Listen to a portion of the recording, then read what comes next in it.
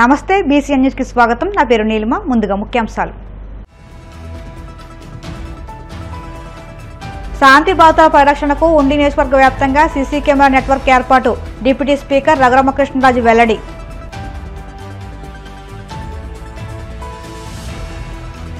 Polavaram diaphragm వాల్పై yellow మీడియాలో రాసిన రాతలు అవాస్తవన్న మంత్రి నిమ్మల. ప్రాజెక్టుపై వైసీపీ నేతలు అక్కసు వెలగక్కుతున్నారని మండిపాటు.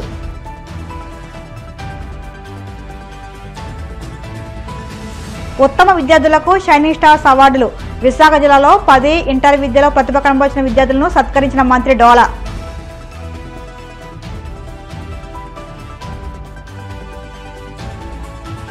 మంగళగిరి జనసేన పార్టీ కార్యాలయంలో జనవాణి కార్యక్రమం. ప్రజల నుంచి అర్జీలు స్వీకరించిన పార్టీ రాష్ట్ర కార్యదర్శి మండలి రాజేష్. ఉండి నియోజకవర్గంలో శాంతి భద్రతల పరిరక్షణకు నియోజకవర్గ వ్యాప్తంగా సీసీ కెమెరా నెట్వర్క్స్ ఏర్పాటు చేస్తున్నట్లు శాసనసభ deputy speaker MLA Kanumuru Raghurama Krishna Raju తెలిపారు.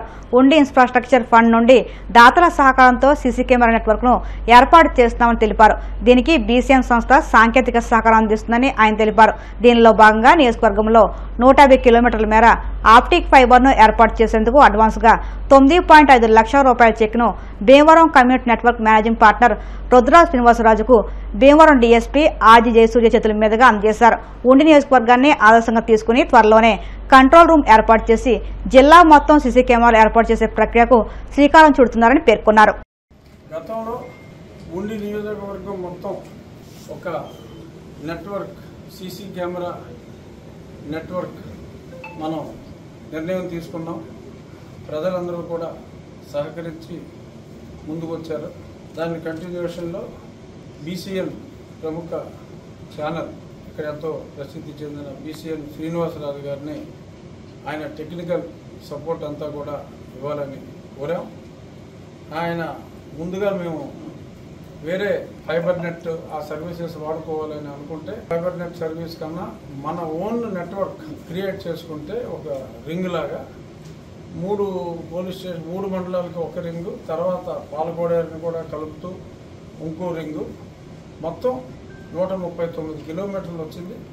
సుమారు 150 కిలోమీటర్ల లైన్ ఆప్టిక్ ఫైబర్ని తీసుకోవడం జరుగుతుంది. ఇవాళ టోకెన్ అడ్వాన్స్గా ఆర్డర్ పెట్టాం.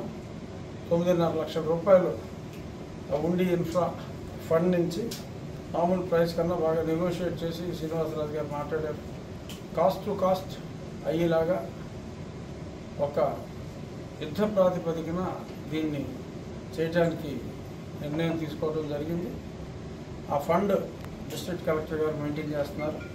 కలెక్టర్ గారు సైన్ చేసిన చెక్కు ఆ కంపెనీ వారికి మనకు తక్కువ రేటుకి నెగోషియేట్ చేసి ఇది పబ్లిక్ కాజ్ కాబట్టి మాట్లాడిన శ్రీనివాసరాజు గారికి హ్యాండ్ ఓవర్ చేసి స్పీడ్గా కంప్లీట్ చేయవలసిన బాధ్యత ఆయన భుజస్కంధాల మీద.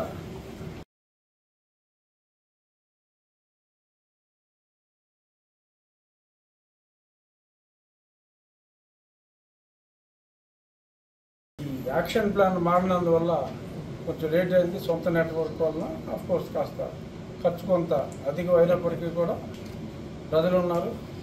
ఏదన్నా కాస్త కోస్త తగ్గితే నేనున్నాను, ఇబ్బంది ఏం లేదు.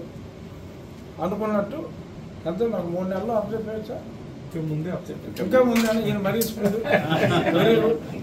ఇవే కాకుండా దీంట్లో చాలా సర్వీసులు వాడుకోవచ్చండి.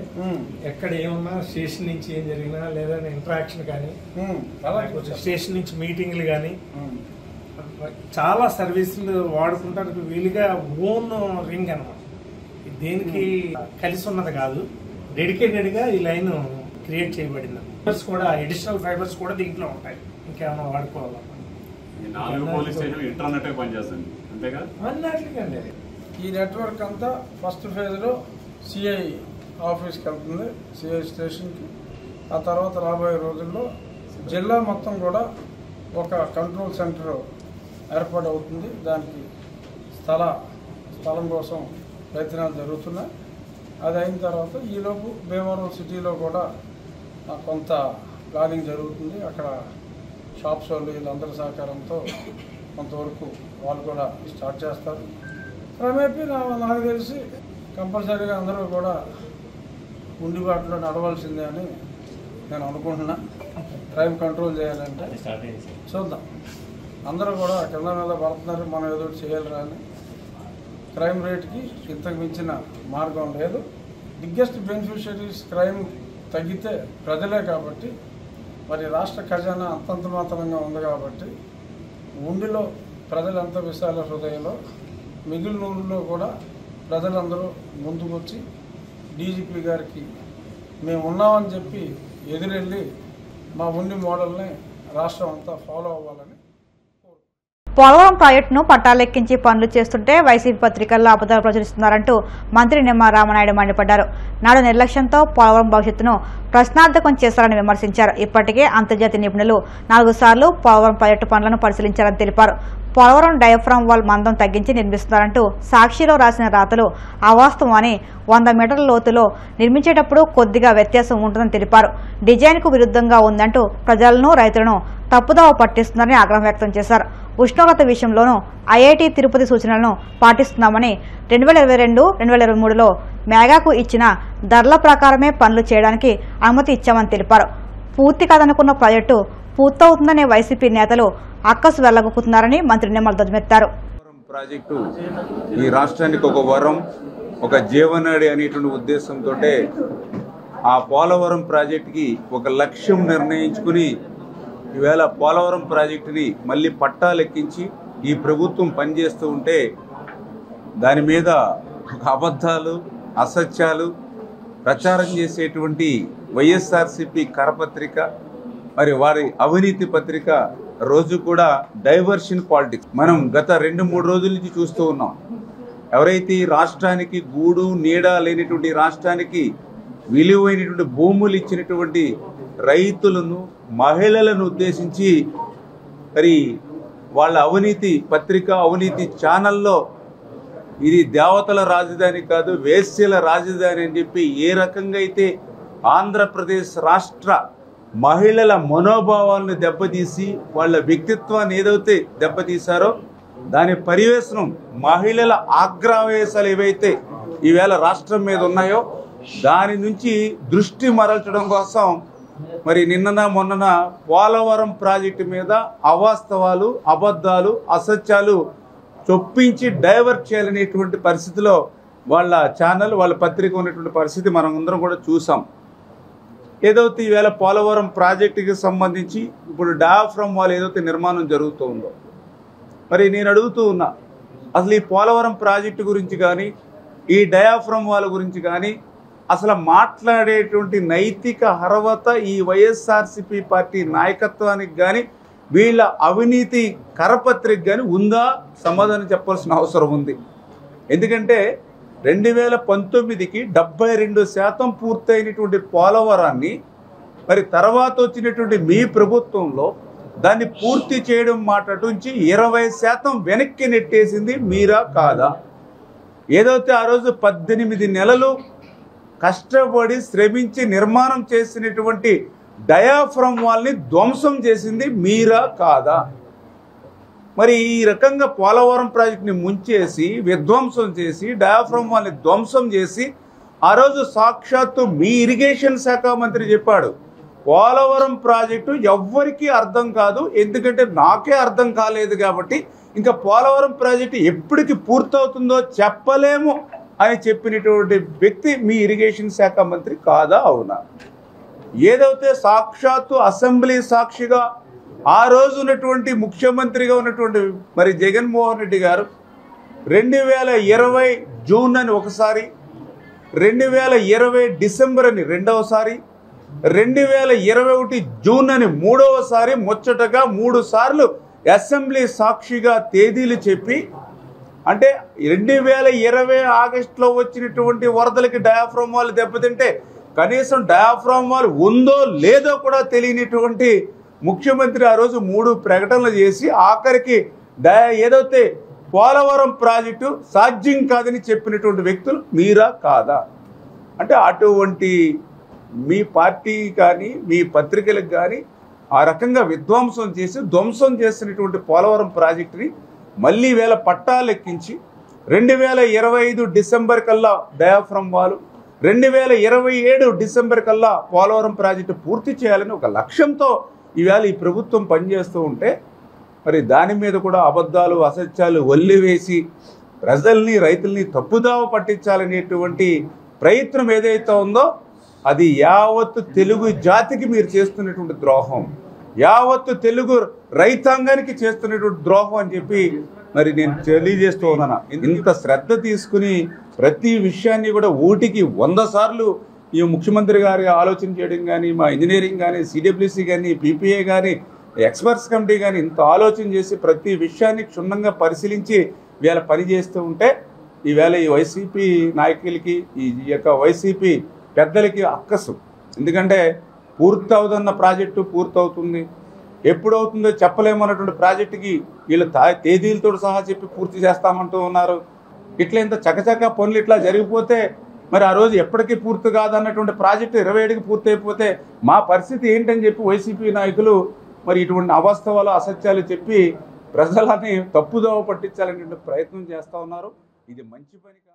విద్యార్థులకు ఉజ్వల భవిష్యత్తును అందించాలనే లక్ష్యంతో ప్రభుత్వం ప్రవేశపెట్టిన షైనింగ్ స్టార్స్ కార్యక్రమం భావితరం విద్యార్థులకు స్ఫూర్తిగా నిలుస్తుందని విశాఖ జిల్లా ఇన్ఛార్జి మంత్రి డోలా బాలవీరాంజనేయ స్వామి అన్నారు. 10వ తరగతి ఇంటర్మీడియట్ పరీక్షల్లో అత్యుత్తమ ప్రతిభ కనబరిచిన విద్యార్థుల కోసం ఉద్దేశించిన షైనింగ్ స్టార్స్ అవార్డుల ప్రదానోత్సవం విశాఖ ఆంధ్ర యూనివర్సిటీ అంబేద్కర్ అసెంబ్లీ హాల్లో అట్టహాసంగా జరిగింది.